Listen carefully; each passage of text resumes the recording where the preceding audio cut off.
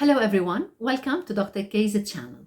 In this channel, I've decided to share with you some excerpts from different books that are really valuable and that unfortunately many of us have missed reading. Studies have shown that people have become less interested in reading books.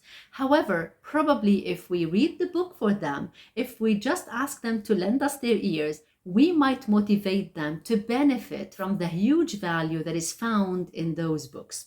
That's why in this channel I will be presenting a series of videos, each taken from a book or probably a study by an expert. I will be drinking my coffee with you while reading to you the book. All you have to do is just listen to me. Are you ready? Let's go. But before we start, I would like to kindly ask you to subscribe to the channel, spread this type of videos as much as possible so that we can spread awareness, knowledge, and information all around the world. Another idea to clarify, since I will be reading from the laptop, you're going to be allowing me just to have a look at the screen, drink my coffee, and look at you from time to time. The first book that I've chosen to share from, I believe it's one of the best books that I've read. It has helped me understand myself first and understand the people in my life. The title of the book is Attached: The New Science of Adult Attachment and How It Can Help You Find and Keep Love. So what is this book about? It's about attachment styles. It's about understanding why you are in your relationships the way you are.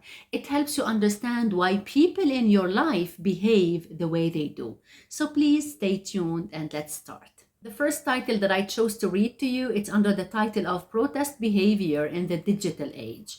We all live in this digital age and we know how it really impacted our lives. Let's see how the authors dealt with this topic.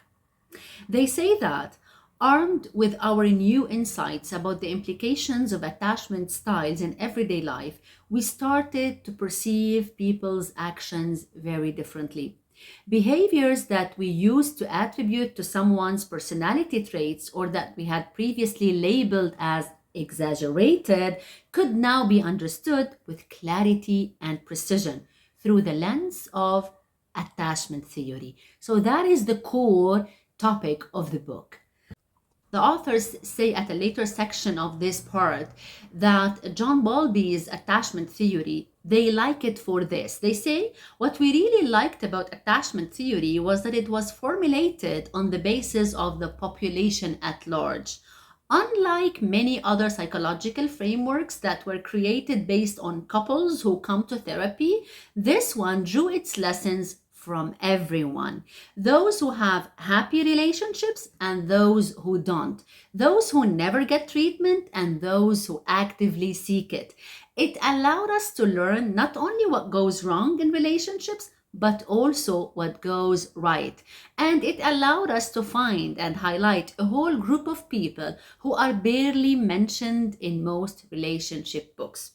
What's more, the theory does not label behaviors as healthy or unhealthy. None of the attachment styles, which are three, by the way, they are the avoidant, the anxious, and the secure. And we have, of course, the less common one, which is the disorganized. I'm going to be talking about them in detail later on with this book and other books and articles, of course.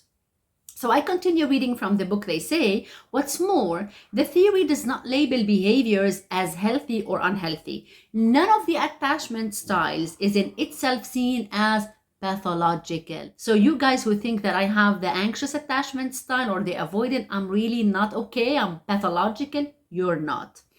On the contrary, they say, romantic behaviors that had previously been seen as odd or misguided now seemed understandable, predictable, even expected.